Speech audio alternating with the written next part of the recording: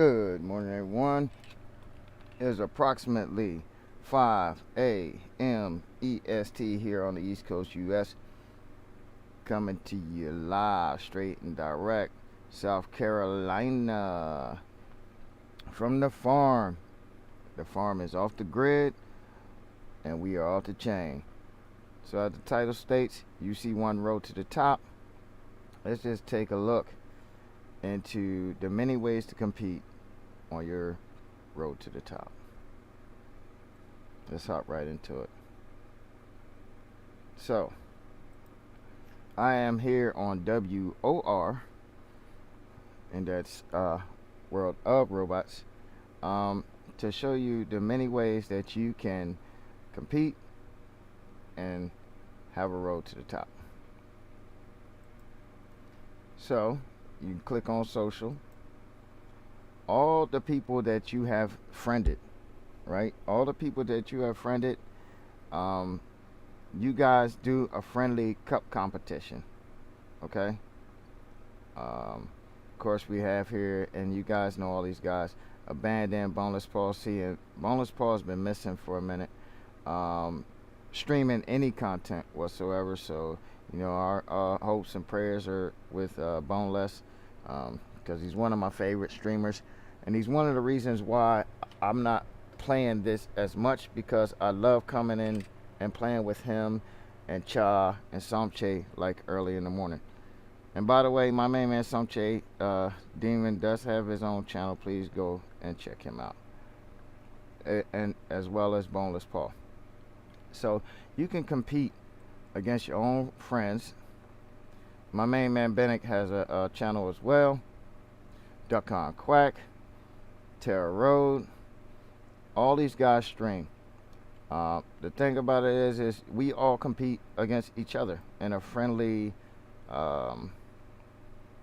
competition. My main man Long Spanker, Hamid Khan, Cuddly Chola.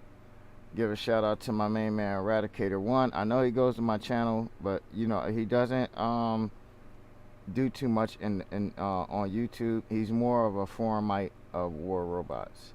If you guys don't know what the forums is, please go and check that out.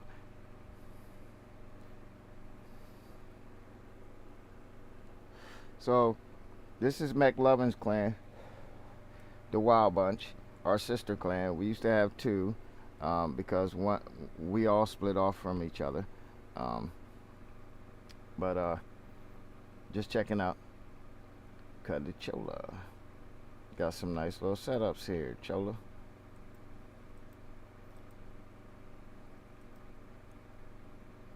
So that's one way to compete. I'm sorry, I want to go back to social, because then we go to clans. Now the underground crew, we grinded up. It only shows the top 100, so we weren't even showing up. So we're holding steady in 10th place right now. And we can click on there, and you can see our lineup. Terror Road, Duck on Quack, Mac and Cheese, Abandoned, Boneless Paul, Rougarou, Lego Fam, Anyone, Somche Demon, Zetsulana, Smoky Sauce, Dion L, Bennett 213, Cha, HYHY if you guys don't remember him, Wild Wolf RT, and I believe he does something on YouTube as well.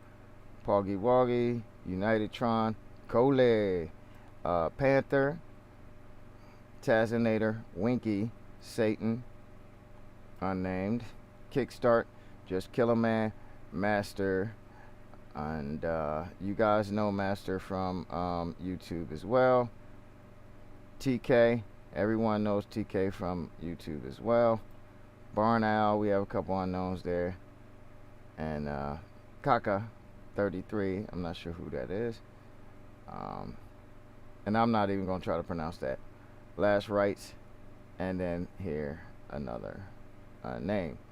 Now, being as though Boneless Paul and many other people aren't streaming this as much anymore, our membership, we've got open slots now. um, because of that. And let's check out where our sister's clan rode to the top as well. And see, they're in there, and this is why I'm saying how tight the competition is. The Wild Bunch is squeezed in between the Aussie Assassins and the Comrades. You know, their road to the top was even more dramatic because they was doing it with like 10 people. When we just were stacking the people in as much as we could squeeze in, and if you weren't active right away, you were gone, because we put a body in your bed before it even cooled off.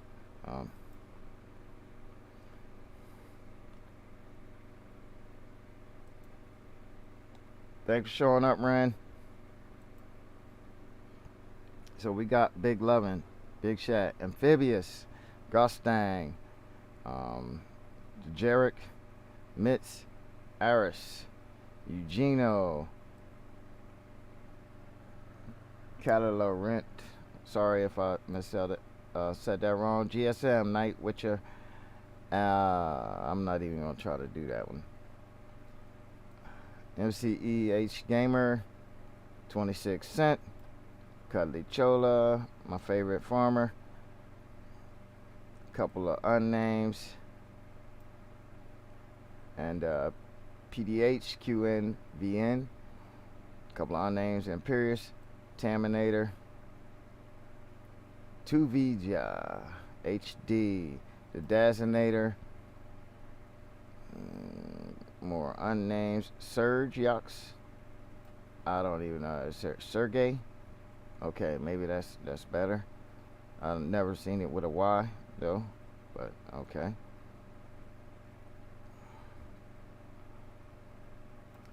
And all them C's and R's, I'm not even gonna get into that.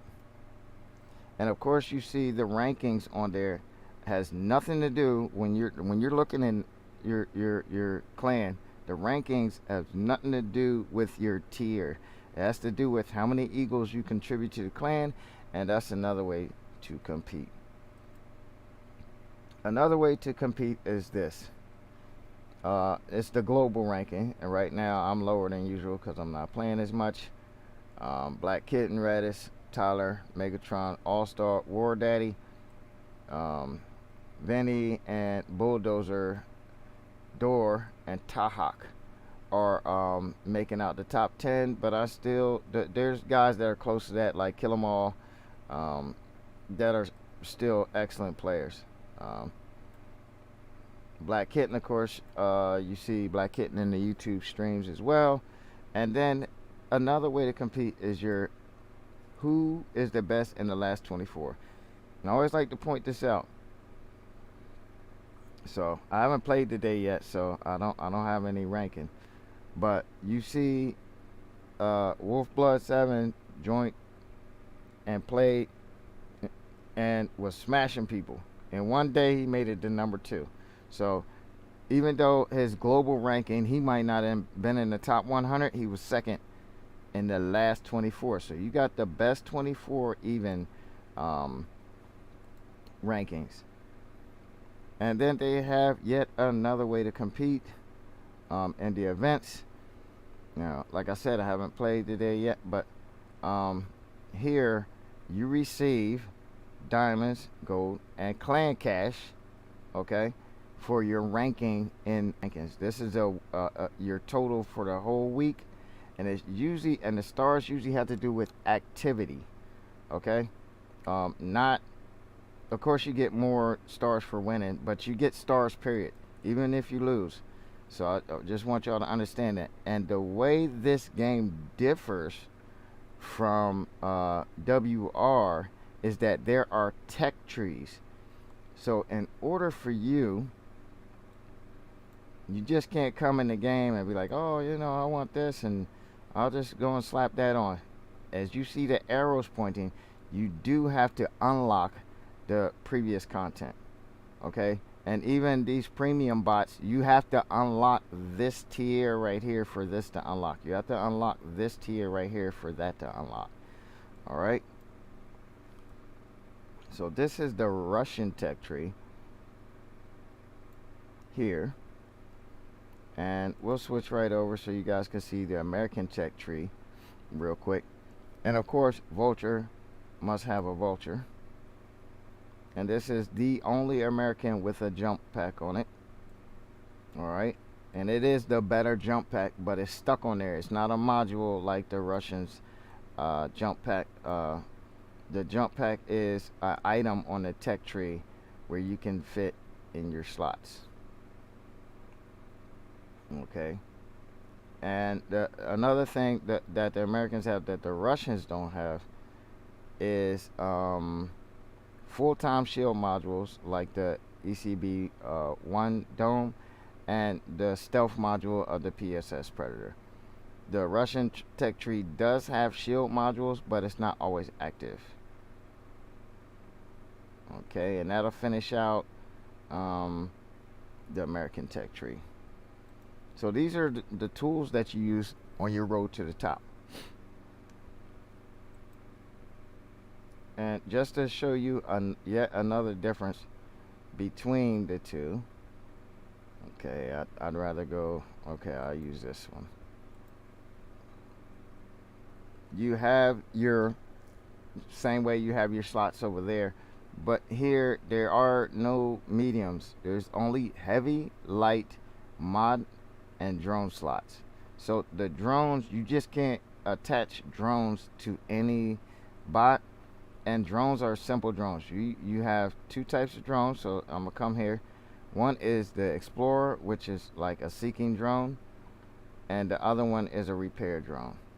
So that way you don't have to use a repair module in one of your mod slots, your heavy or your light slots. So there are no mediums. There's heavy slots, and those are the top, and light slots are always the low. So that's one difference between the two games. But you know, you will still catch us all out there in WR daily, and that is how you compete on your road to the top in WOR UC1. And UC1 also has I'll take a short intermission, but I'd like to let you know that UC1 does have a WR clan as well. I believe it is Android. I'm not sure or not.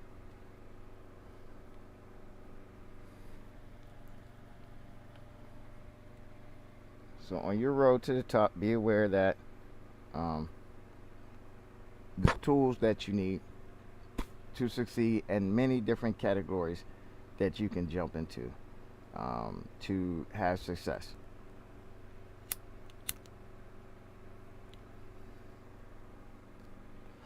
Now, Duck on Quack is pushing me to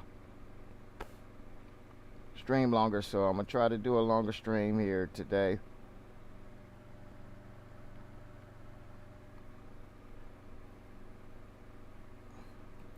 So that's what we're gonna do.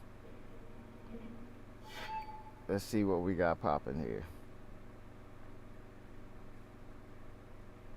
All right, we're gonna check out the offers in WR.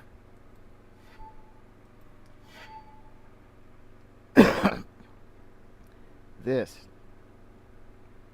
is an excellent deal. And notice they're offering 4 Webers.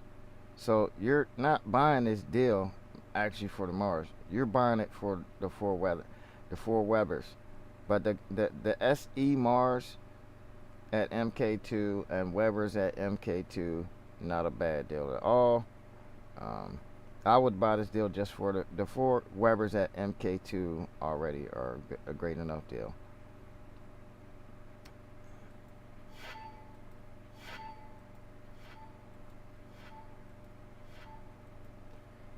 Okay, cheaper upgrades, robots, and their equipment. 25% off today, guys. So we'll go to the news, see if we getting another daily prizes. And there we go, a Lunar Squall. I believe that is the 2nd or 3rd one. Yesterday's prize was a silver coin or something of that nature. Here we go. Lunar Squall. And here go the stats for Lunar Squall. And mind you, it has been nerfed. So it's up to you to understand whether you're going to invest it or not in that, because of the reload time has been nerfed hardly on this and the sender, by the way. So I'm very symmetrical with my builds, as you guys usually see. But I am running like a jackknife or Swiss Army knife build on my new not my new Oxminos, but that one went to what do you call it? That Oxminos went to silver right away. So as you can see, I've already got 2 lunar squalls that I'm not even using. There's the three that we got from the gift cycle are sitting right there.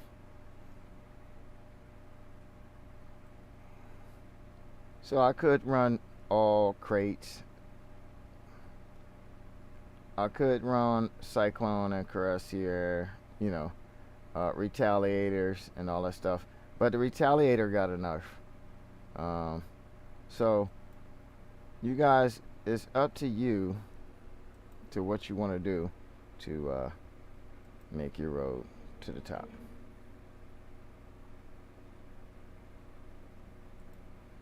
But I'll just go through my hanger and my reasoning behind what I do. I want to stick with explosives here, and sometimes because you do have to beat down shields with your cudgels, which the skulls I never do. If you run 4 skulls, and I always like advise against it unless you got some kind of weird peregrine setup with shield breaker.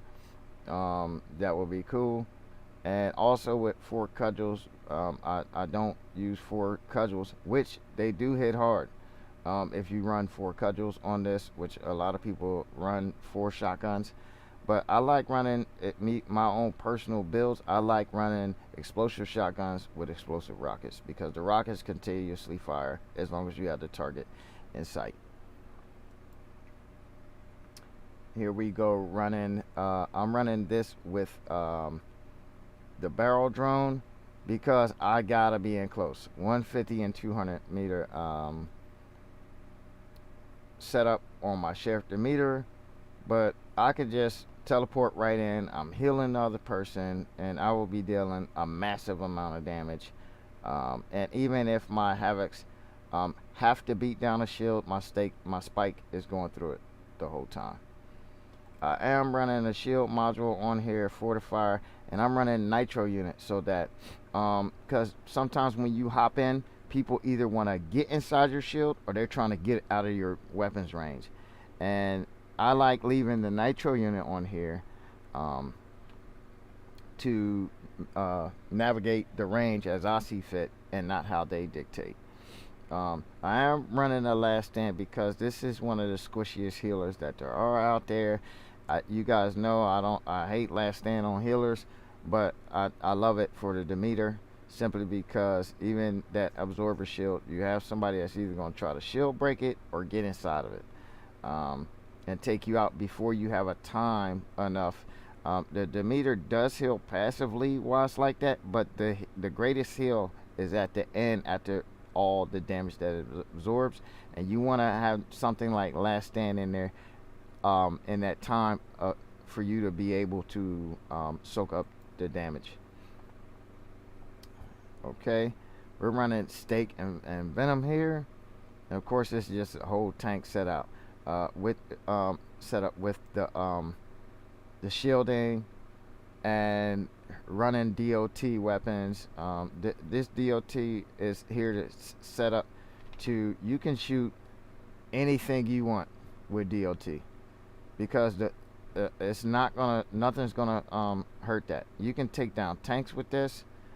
You can take down Titans with it. You can take down people with reflectors with the Venom. Okay, Our modules are balance unit, repair amplifier, immune amplifier. So this is just a full tank setup here. All right. Now, a lot of people don't mess with this. I'm running the oh, I'm sorry. I'm running the armadillo on here because I just go from beacon to beacon to beacon, and of course the Fenrir has a lot of resistance.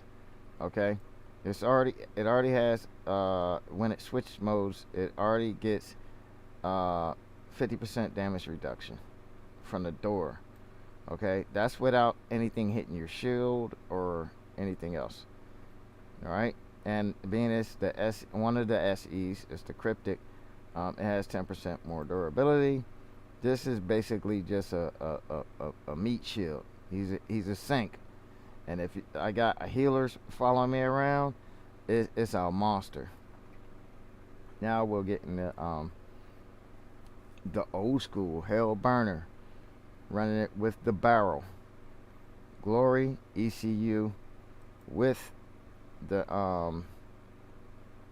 ECU shield skill there. So I'm getting 30% more ECU out of here.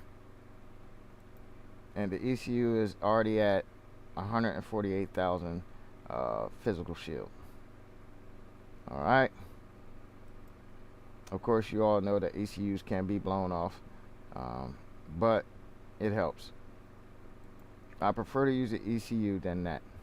I'm running 2 overdrive and a nitro unit, and this thing is already fast at 60 kilometers an hour, but it's most of its damage because you got a heavy and a light, so you're not putting out much damage from the door with the heavy and the light. So, and I'm sacrificing damage with the ECU for more defense, but 54,000 damage. Now, mind you, each overdrive gives you 25% more damage once the threshold is reached. Now, I'm running 2 of them, so, and overdrives do stack. So that's 50% more damage once the threshold is reached, and the barrel drone itself is already giving me 7%, so that's 57%. That's almost 60% more damage once the threshold is reached on that. And then if I get low durability, it's another 8% on top of that.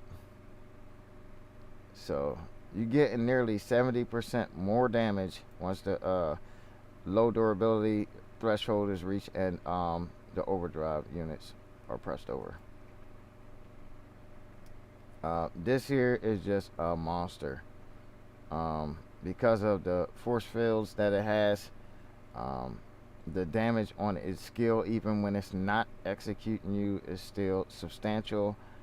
Its hit points are low, but it does have stealth, and it has speed. And even at this level, it's doing 61 kph. And I'm just trying to get in close because here it has the close range depth mark, and it can stack up to 4 times. Okay, the range is 300, and it reloads every 3.5 seconds. All right, and I'm using Dragon Calamity, and as you all know, the taser type weapons do what? They grow. Its power grows as the distance decreases, leaving no chance for those who get too close. Meaning the closer you get, the stronger it gets. And of course, it requires lock on. But I agree that in game, these should be the only weapons that require lock on, because they are strong. I believe that these are the only weapons that should require lock on. And that's just my personal opinion, but there it is.